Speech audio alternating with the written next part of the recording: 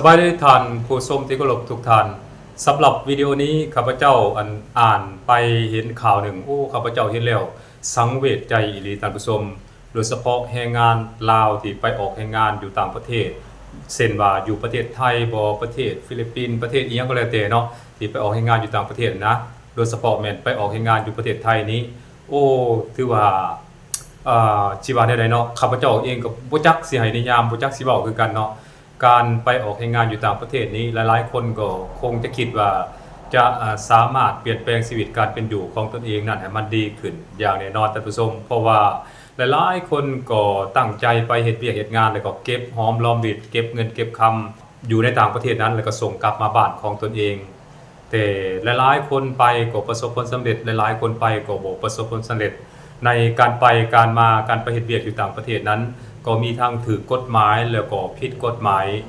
หลายๆคนก็ถูกกล่าวหาว่าไปญาติอาชีพของคนประเทศของเขาโดยเฉพาะแม่นอยู่ในประเทศไทยนี่นะและหลายๆครั้งข้าพเจ้าเองก็เห็นข่าวที่คนไทยน่ะนะคนไทยบ่หรือว่าประชาชนไทยพยายามไปหาจับผิดหรือว่าไปเขาเอิ้นว่าไปไล่เนาะแรงงานต่างประเทศโดยเฉพาะเป็นแรงงานลาวบ่แรงงานกัมพูชีแรงงานพม่าอีหยังพวกนี้นะว่าไปญาติอาชีพของคนไทยนั่นนี่แล้วก็เว้าในลักษณะแบบดูถูกเหยียดหยามเว้าแบบบ่ให้เกียรตินี่หลายๆกรณีเลยที่ข้าพเจ้าเห็นเนาะและในกรณีล่าสุดนี้ก็เกิดขึ้นอยู่ที่เชียงใหม่เนาะก็เกิดขึ้นกับแรงงานลาวซึ่งลาวก็อันนี้ก็คือว่าได้ตั้งร้านขายเป็ดพะโล้เนาะเป็ดพะโล้ในภาษาลาวที่เป็นหยังเป็ดตุ๋นอะไรเนาะเป็ดตุ๋นเป็ดอบเนาะอยู่จังหวัดเชียงใหม่นั้นซึ่งลาวก็ตั้งร้านขายนะตามที่ข่าวเขาเจ้านำเสนอนั้นก็ถือว่าตั้งร้านขายมาได้ประมาณอยู่3ปีแล้วท่านผู้ชมแต่ว่าตกมาปีที่3นี่ก็ถือ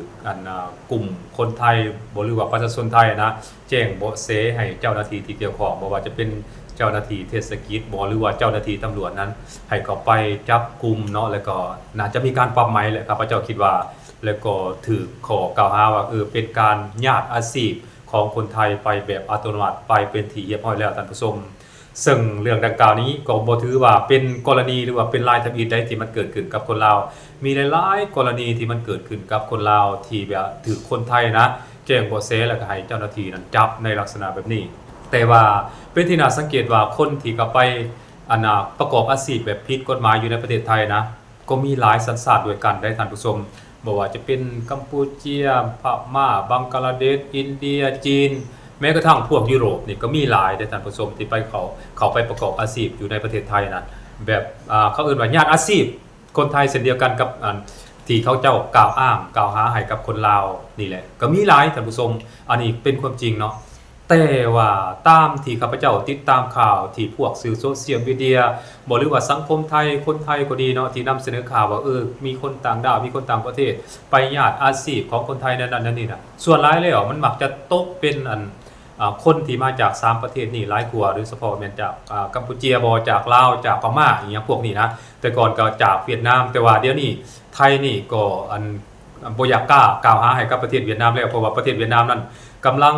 ติดเครื่องการพัฒนาเศรษฐกิจสังคมของตนเองนั้นใกล้สิเทียบกับประเทศไทยแล้วเพราะฉะนั้นจุดนี้ก็เฮ็ดให้คนไทยหลายๆคนเกรงกลัวหรือว่าเกรงใจเวียดนามก็เป็นไปได้ส่วนว่ากัมพูเชียกับเวียดนามบ่หรือว่าพม่านี่ก็ยังอยู่ท่านผู้ชมยังไกลจากประเทศไทยหลายเกี่ยวกับการพัฒนานี้เพราะฉะนั้นก็อันนี้ก็เป็นอีกจุดนึงเนาะที่ให้คนไทยนั้นมักเบิ่งคนลาว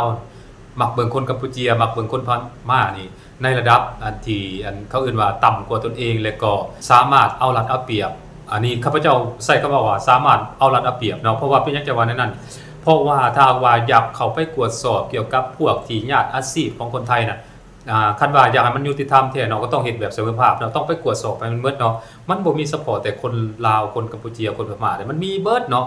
การกลับไปตรวจสอบการแจ้งเบาะแสอีหยังต่างๆต้องเฮ็ดเสมอภาคกันได้โดยเฉพาะแม่นพวกที่มาแต่ยุโรปบ่จีนอีหยังต่างๆพวกนี้น่ะก็ต้องแจ้งเช่นเดียวกันเนาะ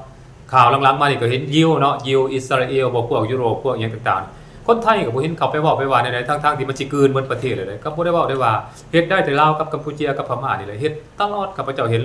และสำนักข่าวของไทยคนไทยก็พากันออกมาตีข่าวเป็นการใหญ่ได้ว่าเป็นอย่างนั้นนั่นนี่ไปญาติอาชีพของคนไทยผิดกฎหมายไทยอันนั้นข้าพเจ้ายอมรับว่ามันผิดเนาะแต่ สิ่งที่ข้าพเจ้าสังเกตเห็นมัน2มาตรฐานเนาะคนอื่นผัดบ่เฮ็ดประเทศอื่นผัดบ่เฮ็ดกลับมาเลือกปฏิบัติแต่ประเทศลาวนี่ทั้งที่ว่าคนไทยนะก็เข้ามาประกอบอาชีพผิดกฎหมายอยู่ในประเทศลาวนี่ข้าพเจ้าว่าตลอดมีหลายเด้มีหลายเนาะโดยเฉพาะพวกแก๊ง call center พวกแก๊งสแกมเมอร์อีหยังพวกนี้หลายสารพัดเนาะเห็นบ่มันเป็นอย่างนั้นแต่ว่าพวกนักเลงคีย์บอร์ดลาวบ่หรือพวกสำนักข่าวลาวเขาก็บ่ได้คอยนำเสนอปานใดเนาะแล้วก็มีการแก้ไขกัน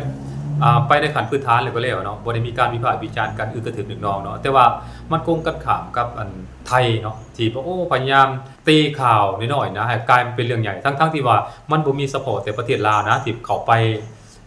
ประกอบอาชีพอยู่ในประเทศไทยแบบผิดกฎหมายอีหยังต่างๆนี่เนาะอันน่ะข้าพเจ้าอยู่ว่าในนั้นและอันหนึ่งเนาะข้าพเจ้าก็อยากบอกว่าคนลาวเฮานี่คันเห็นมันเป็นแนวนั้นเนาะก็1มาน่ะถ้าจะเข้าไปประกอบอาชีพเนาะก็ควรเข้าไปประกอบอาชีพให้มันถูกต้องตามกฎหมายของไทยอันนึงข้าพเจ้าอยากฮ้องอันที่2นี่ข้าพเจ้าคิดว่าถ้าหากว่ามันเป็นแนวนี้น่ะควรพากันกลับลาวเต่าคืนมาประกอบอาชีพอยู่ในประเทศลาวของพวกเฮาซะบ่เนาะเพราะว่าประเทศลาวของพวกเฮานี่ก็มีอาชีพหลายเด้ที่ไว้ให้พวกทานมาประกอบอาชีพแบบสุจริตแล้วก็บ่มีความเสี่ยงนี่นะอันอย่าพากันเว้าว่าประเทศลาวมันเป็นแนวนั้นแนวนี้เนาะรายได้ต่ำแนวนั้นแนวนี้ข้าพเจ้านี่เห็นตลอดเนาะมักอ้างกันแบบซี่